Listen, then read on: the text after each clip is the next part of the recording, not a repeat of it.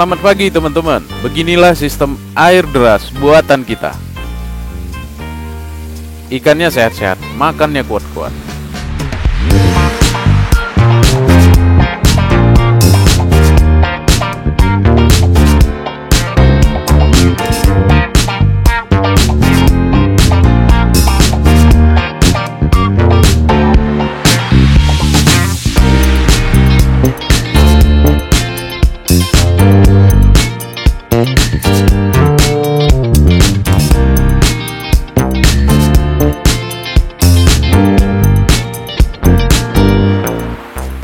Selamat pagi teman-teman Jore Farm, dimanapun teman-teman berada saat ini. Teman-teman, hari ini kita akan melihat kembali kolam kita. Teman-teman bisa lihat di sini ada nila merah dan di sana ada nila hitam. Ini adalah sistem yang kita sebut saat ini adalah sistem air deras buatan yang bisa kita lakukan di rumah, di pekarangan rumah kita dengan sistem ras maupun sistem sirkulasi. Teman-teman, sebelum kita mulai pembahasan, ada baiknya teman-teman yang baru gabung di channel kita, jangan lupa di subscribe dulu, di like dan di share, serta di komen jika ada yang perlu ditanyakan. Baiklah teman-teman, jangan kemana-mana, tetap di Jore Farm. Teman-teman, hari ini kita melihat dulu perkembangan kolam ikan kita. Ini adalah nila merah yang dulunya usianya hampir 42 hari dengan pada tebar sekitar 150 ekor ya, lebih ya, sedikit ya. Dan ini dulu waktu kita tebar itu ukuran 3-5 cm. Teman-teman bisa lihat video sebelumnya di link deskripsi yang akan saya share nanti, atau di tanggal 20 Januari dulu. Teman-teman, ini pakan yang saya kasih dari awal tebar itu adalah PF 500 ya. PF 500 itu sudah saya kasih tahu kemarin di video-video sebelumnya, besar PF 500 itu seperti apa. Dan setelah PF 500, karena saya melihat ikan ini sudah bisa memakan pelet LP min 2 kalau nggak salah ya, saya kasih langsung LP saja, tidak memberikan PF 1000.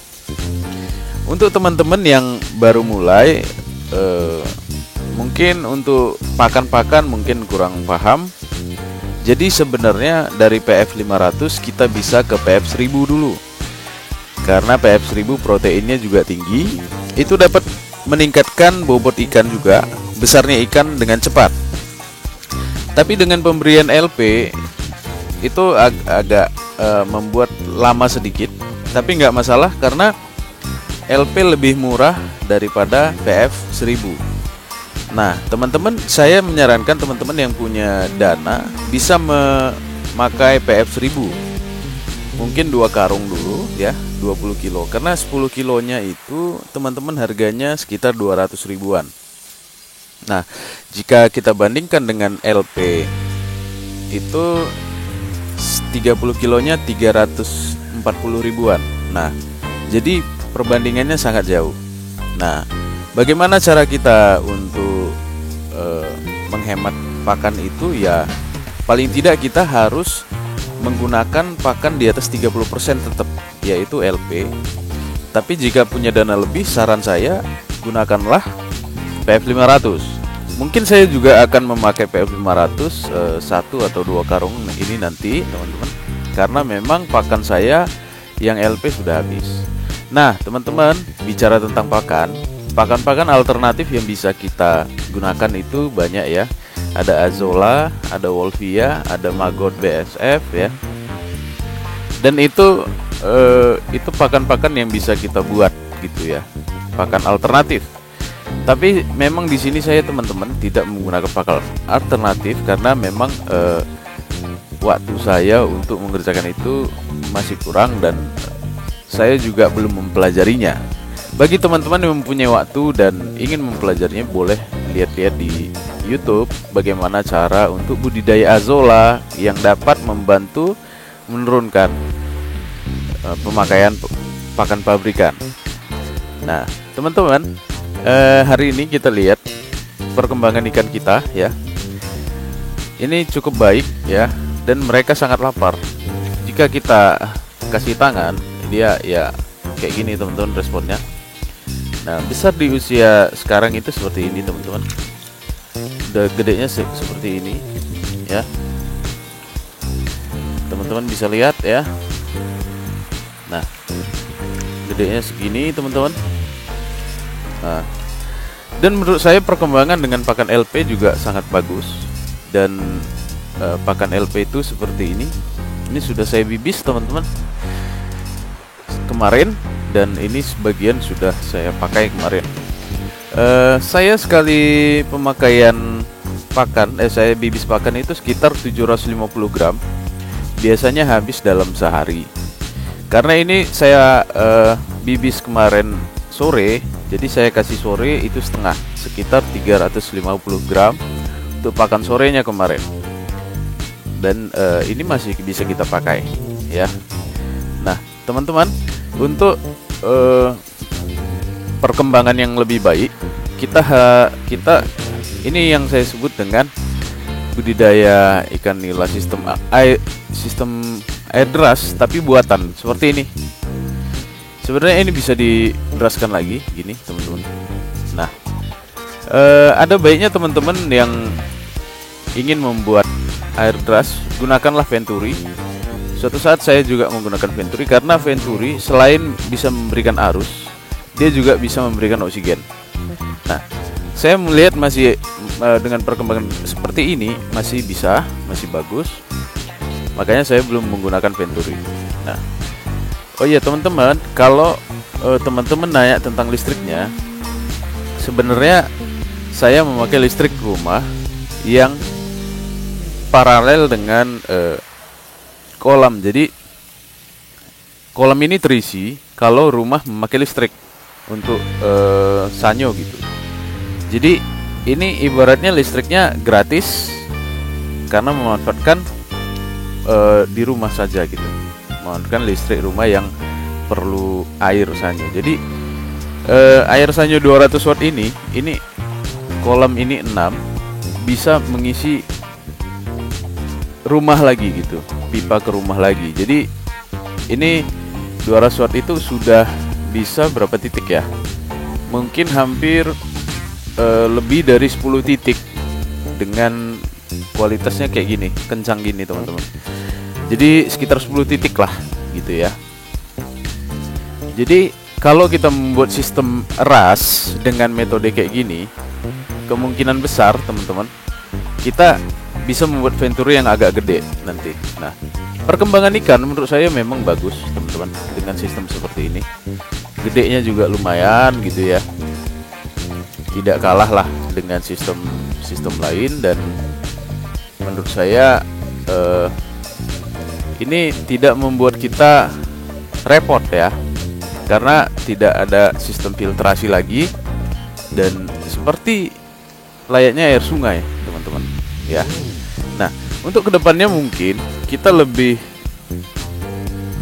baik untuk menggunakan filter, tapi saran saya filter yang kita pakai ini kita tambah, dan kita membuat sump tank atau tempat penampungan airnya itu lebih banyak, sehingga kita bisa menggunakan air yang lebih banyak untuk kolam ini, sehingga sirkulasi air itu lebih jernih ya, airnya lebih jernih, dan kita juga bisa menggunakan pompa yang besar untuk membentuk udara di dalam ini.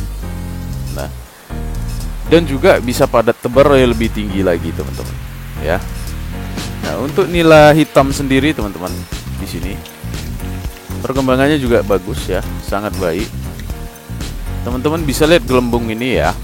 Gelembung udara yang dihasilkan oleh air ini juga memicu oksigen, sehingga memicu gelombang, dan ikan juga senang ya untuk berada di kolam ini. Dan juga teman-teman di sini ada juga nila hitam kita yang udah pernah kita perlihatkan. Nah, sistem air deras itu seperti ini ya teman-teman. Nah, ini memicu gelombang di dalam kolam ini, sehingga menyebabkan ikan juga senang untuk bergerak dan juga mengeluarkan kotoran dengan cepat dari sini, teman-teman. Ya, jika air masuk ke dalam, maka kotoran akan cepat keluar dari sini. Sehingga kalau kita push pakan, kasih pakan yang banyak, kotoran atau sisa-sisa pakan itu akan keluar secara cepat dari sini. Sehingga kita tidak takut untuk memberikan pakan yang banyak kepada ikan dan membuat ikan kita menjadi cepat besar gitu ya. Logikanya saja, teman-teman. Kalau kita memberikan pakannya sedikit, pasti ikan kita besarnya juga akan lama. Tapi si ikan juga butuh pergerakan yang cepat gitu ya.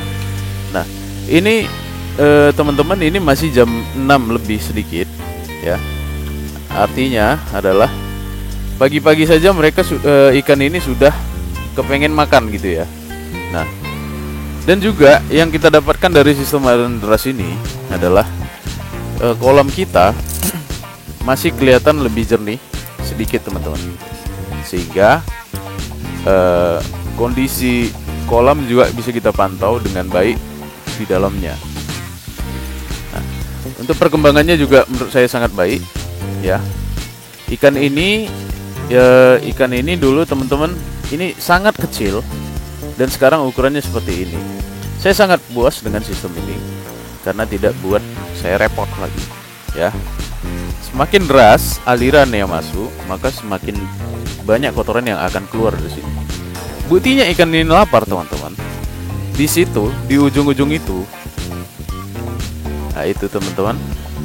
Dia udah makan lumut. Itu artinya ikan ini kekurangan makanan. Memang sengaja kemarin saya kasih makan sedikit, tapi nggak apa-apa. Kita ada indikator secara alami, lumutnya udah dimakan sama ikan-ikan ini. Itu artinya lumut juga sebagai sumber pakan si ikan ya. Dan menurut saya, kalau dia sempat makan lumut, berarti artinya pakannya kurang. Kita harus memberikan pakan yang banyak ya. Jika kita kasih PF 1000, ini ikan ini cepat banget besarnya ya. Oke, teman-teman. Baiklah, di sini juga masih ada kematian ikan satu-satu. Tidak masalah ya, satu-satu. Karena memang tidak semua ikan yang bisa ikan di sini bisa kita pantau. Satu-satu seperti itu nggak masalah. Yang penting jangan terjadi kematian massal, misalnya 10, 20 gitu ya. Berarti artinya kualitas air kurang baik. Nah, teman-teman, untuk melihat perkembangan ikan seperti ini, memang kita harus praktek langsung. Saya mengajak teman-teman untuk melakukan metode sistem ras maupun sistem sirkulasi. Kedua sistem ini sangat baik digunakan karena saya sudah membuktikannya. Dari video-video saya sebelumnya sampai sekarang saya sudah membuktikannya. Di sini, teman-teman, saya memberikan ikan cuma 30 ekor dengan kapasitas 1 kubik air dan memberikan aerator.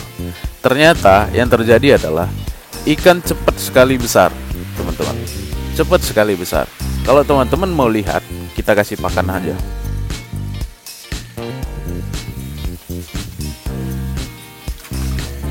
Cepat sekali besar, teman-teman. Jadi saya merekomendasikan sekali kepada teman-teman, jika ada air yang banyak dekat rumah teman-teman, manfaatkan itu sebagai sumber air yang bagus gitu ya pada teman-teman. Nah, ngasih pakannya gini aja, teman-teman. Kita ngasih pakannya ini, kita kasih gini ya, teman-teman ya. Ini adalah hal yang paling menyenangkan ya, memberikan pakan ikan pada ikan-ikan kita ya, karena memberikan makan itu paling enak, paling senang ya, memberikan makan. Nah, ini teman-teman ya, lahap sekali makannya. Saya mungkin target saya ini 4-5 bulan udah bisa panen. Mudah-mudahan bisa lebih cepat ya.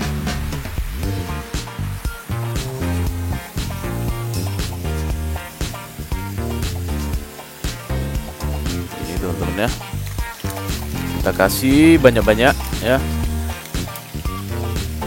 supaya cepat besar ya gitu. Nah, momen ini adalah momen yang paling menyenangkan ya pada peternak. Mohon maaf teman-teman, video ini panjang sekali karena isinya apa yang real, pengalaman kita ya yang kita kasih. Dan ini tinggal di copy paste aja ya teman-teman.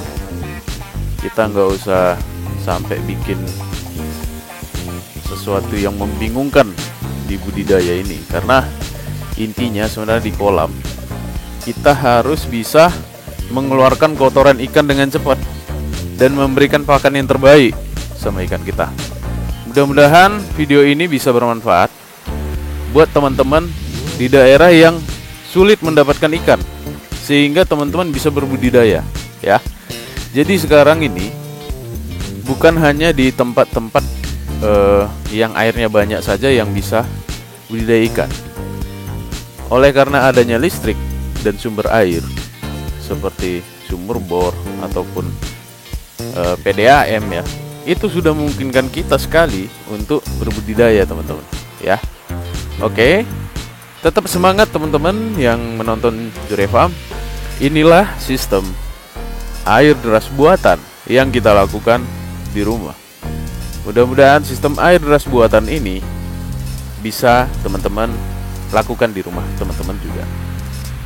Oke teman-teman, bila ada pertanyaan, teman-teman bisa sampaikan di kolom komentar. Jangan segan, mari kita sama-sama membahas apa-apa saja yang perlu kita lakukan di budidaya ini. Akhir kata, kami Jore Farm mengucapkan salam ternak dari Jore Farm.